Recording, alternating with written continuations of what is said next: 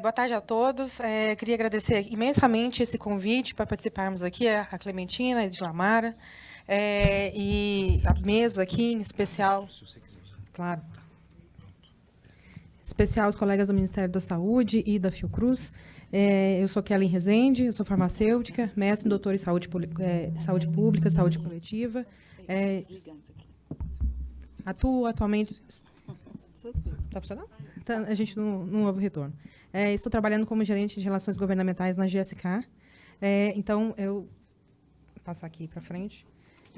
Hoje eu quero trazer, então, nesse fórum, a nossa visão, né, como uma empresa que é desenvolvedora de medicamentos. Né, essa empresa ela é multinacional, mas ela tem uma forte atuação no mercado brasileiro, produção local, e atua, né, no desenvolvimento, em conjunto com os laboratórios públicos na produção local, está estabelecida no Brasil há mais de 100 anos. Né? Então, eu queria trazer hoje para essa discussão esse olhar de quem traz uma inovação, quem trabalha com o desenvolvimento, participa de pesquisas clínicas no Brasil, quer fazer a priorização no Brasil dessas pesquisas e quer contribuir para a produção e transferência de tecnologia para o Brasil como um parceiro que é um dos mais relevantes e mais importantes hoje nesse cenário de produção pública.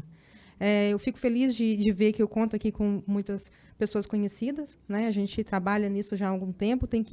A primeira vez que eu pisei aqui, foi há 15 anos atrás, então acho que o tempo passa e essa casa se fortalece e se mantém, né? Fica resiliente nesse período como um todo. Fico feliz também de ter participado da construção da Hemobras, enquanto trabalhando no Ministério, vendo parcerias que eu ajudei a aprovar aqui, as de Fator 8, Fator 13, em 2012, 2013. Fico feliz de ver esse andamento aqui, a doutora Melina comentou. Então, eu queria hoje tratar de duas inovações tecnológicas, mais especificamente. Tá? Os temas que eu trabalho hoje são muito extensos. Tá? Eu queria hoje focar nesses que são de relevância para o SUS, né, para o Ministério da Saúde, que são basicamente doenças respiratórias, né, tecnologias para prevenção e para o tratamento. Tá? Então, meu foco aqui é esse. Eu coloco aqui, então, os meus conflitos, né, de interesse, né, atuando atualmente na GSK. E aqui, já entrando no desenvolvimento de uma vacina, né, como foi esse desenvolvimento para o vírus essencial respiratório. Esse vírus ele ficou mais conhecido na pandemia, então, principalmente em crianças. Hoje, a gente verifica que é um resultado, principalmente na empresa, do desenvolvimento que começou em 1956. Né? Então, foram altos e baixos, e o que eu queria mostrar isso que na inovação para a angariação de uma plataforma produtiva, que no caso de uma vacina nova que vai chegar no mercado, ela passa por altos e baixos, e é isso que eu queria mostrar aqui nesse slide.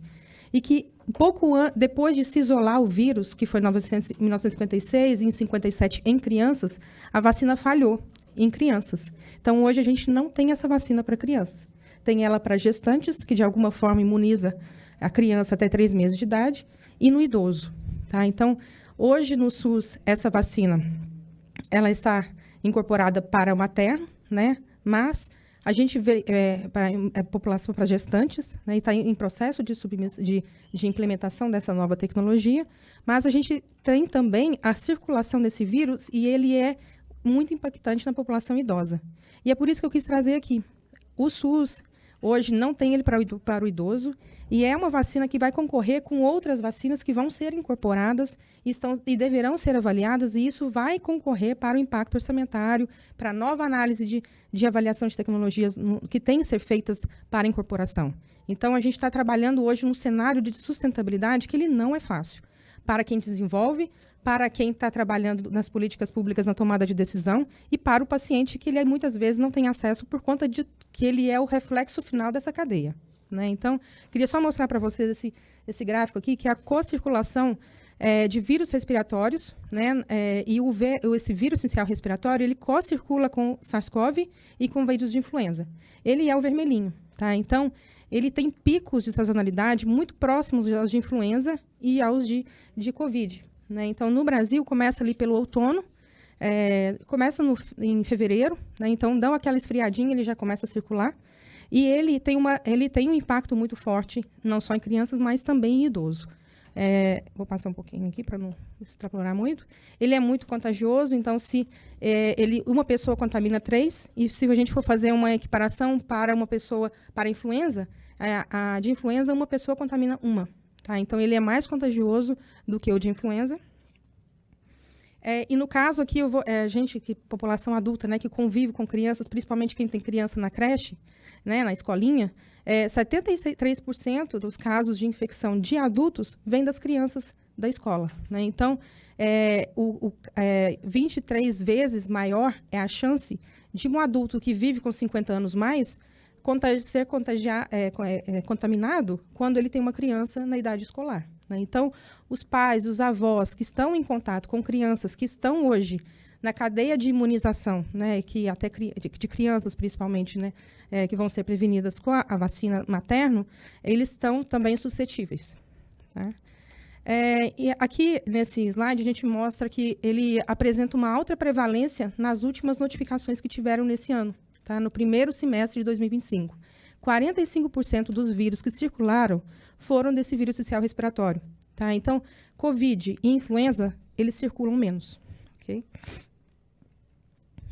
O vírus ele pode causar infecções graves, como a pneumonia. Então, muitos casos de pneumonias que não são identificados, na verdade, foram pelo vírus essencial respiratório. E esse é um déficit muito grande que a gente tem. O paciente adulto, o infantil, a criança, ele chega com um chiado, né? E o médico, ele mais facilmente identifica que é o vírus essencial respiratório. O adulto, ele chega silencioso. Então, e a letalidade no adulto, eu vou mostrar para vocês, ela é maior, tá? Então, o vírus essencial respiratório, ele pode ser tão grave em idosos quanto é em criança. Mas, em termos de letalidade, uma criança em 140 vai virar óbito e um adulto em 7 virá óbito. Tá? Então, ele é muito mais letal, de 19 a 20 vezes mais letal no adulto do que na criança, e muitas vezes ele passa como uma pneumonia. Ok? Pacientes de 50 anos mais, que têm mais comorbidades, pode ser 1 em 5. Tá? Então, aqueles com maior comorbidade tenderão mais a morrer. Então, hoje, esse vírus ele é misturado com pneumonia. Tá? Ele leva à hospitalização, muitas vezes rapidamente, e exacerbação. Ou seja, as pessoas que têm outras doenças respiratórias, eles vão ter pior, né, mais exacerbado o caso dele, quando ele obtiver, né, a infecção, do que aqueles adultos normais que não têm nenhuma outra comorbidade. Tá bom? Então, eventos cardiovasculares, doença pulmonar obstrutiva crônica e asma e diabetes também levam a casos de maior exacerbação, ou seja, piora no momento de uma hospitalização. Aqui mostra, né, em termos de dados, quem tem doença pulmonar obstrutiva crônica, né, que é uma infecção mais grave também de doença respiratória, tem 13 vezes mais chance de ser hospitalizado quando contrai o vírus essencial respiratório. Quem tem asma, 3 vezes mais, insuficiência cardíaca, 7 vezes mais, diabetes, 6 vezes mais. Tá? Então, doenças pulmonares, cardiovasculares e diabetes, pessoas que já têm essa doença antes, elas têm maior chance de exacerbar e ser hospitalizadas se vierem a contrair essa gripe, pneumonia que vai ter circulando junto com os outros vírus.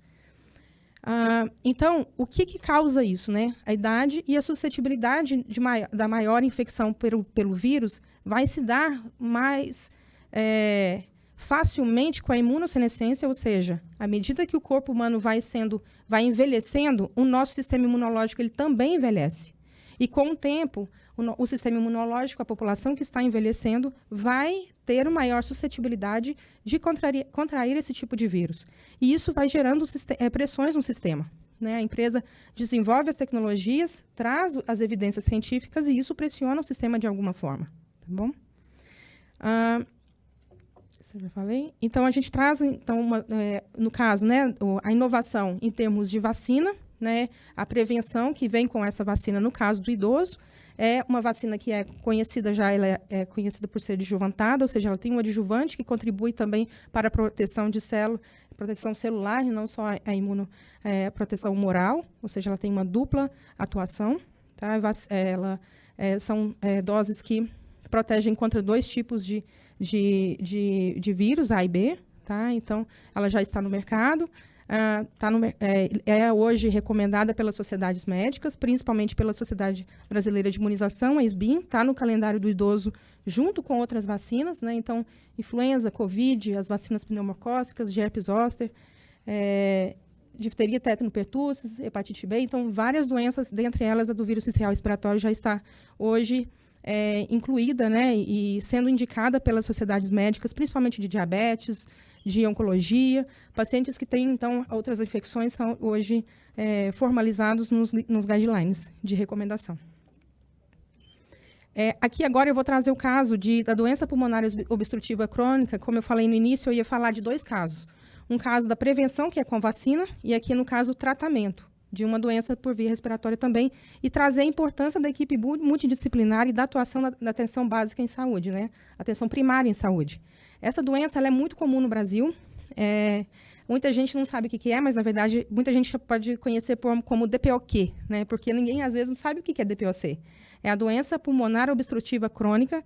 Ela é uma doença muito comum, como eu disse. Ela atinge, então, os alvéolos, né, pulmonares, vai criando uma fibrose, um excesso de inflamação que a pessoa não consegue fazer as trocas gasosas, causadas principalmente por cigarro, resquícios do cigarro, de fumaça. Então, regiões do norte e nordeste, populações que têm pouco acesso à atenção da alta complexidade, muitas vezes têm essa doença e não são diagnosticadas, né? Então, um enfisema pulmonar antigo, que às vezes os avós, né, não sei se aconteceu na sua família, mas minha avó morreu de enfisema e não sabia o que era, ficou anos na cama. Na verdade, era DPOC e ela não parou de fumar até falecer, né? Então, o cigarro é uma causa muito importante. E o que é mais impactante no Brasil, pessoal, é que 70% da população brasileira, ela chega à unidade básica de saúde sem um diagnóstico prévio e ela já está em caso bem grave, bem avançado da doença pulmonar. Tá? Então, ela já está com as trocas gasosas bem debilitadas. O impacto dessa DPOC, então, ela pode causar 40 óbitos a cada dia no Brasil, principalmente em regiões do Norte e Nordeste que não são diagnosticadas, como eu disse, na atenção primária. É a terceira principal causa de morte no mundo, se a gente for pensar. Então, ela é muito prevalente.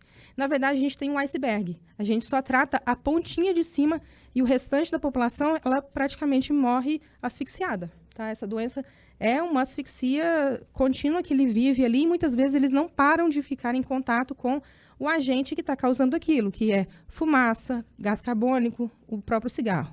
Tá bom? O aumento de número de óbitos no período foi de 23%, então aumenta, né? Esse número está aumentando, apesar de ter como prevenir. E no Brasil, é a 5ª principal causa de morte. Então, ela é muito prevalente no Brasil. A origem, como eu disse, é fumaça, né? O diagnóstico, ele não é simples. O paciente, por isso que eu falei que a importância da atenção primária, né, no diagnóstico, os sintomas geralmente a dispneia, né, a dificuldade respiratória do paciente, tosse, expectoração, tem ou não expectoração, e as crises, né, exacerbações. De tempos em tempos, a cada 6 meses, tem uma crise muito grave que leva o paciente a voltar na unidade básica de saúde. E eu estou falando muito dos pacientes que não têm acesso, às vezes, ao hospital, né? Então, eles buscam a unidade básica mais de uma vez. Muitas vezes não tem especialista.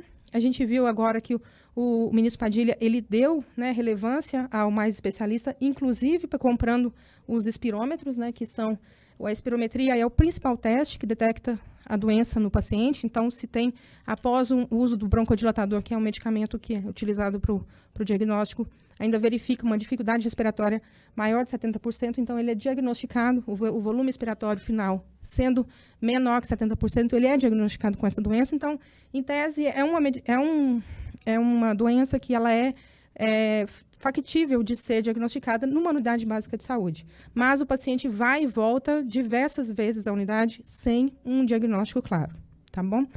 Quando ele entra na fase de exacerbação, e aí ele já vai precisar de hospitais, hospitalização, ambulatório e medicamentos mais caros. O que a gente quer evitar com a medicação e há outras doenças que estão em conjunto, né? A asma, por exemplo, vem junto com a DPOC muitas vezes. Tá, tô terminando. O protocolo federal, ele está estabelecido hoje com as medicações. E aí que eu quero chegar.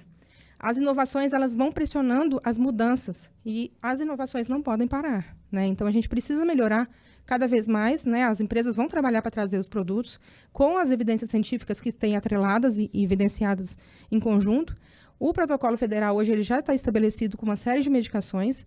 Recentemente, isso é muito interessante, nós conseguimos incluir, eu digo, as empresas, né, detentoras, não só aqui eu estou atuando, mas outras, conseguiram incluir mais uma medicação que é considerada a tripla terapia, que estava faltando no SUS, ou seja, foi incorporado, já foi pactuado na Comissão de Intergestores Tripartite, ainda não está disponibilizado.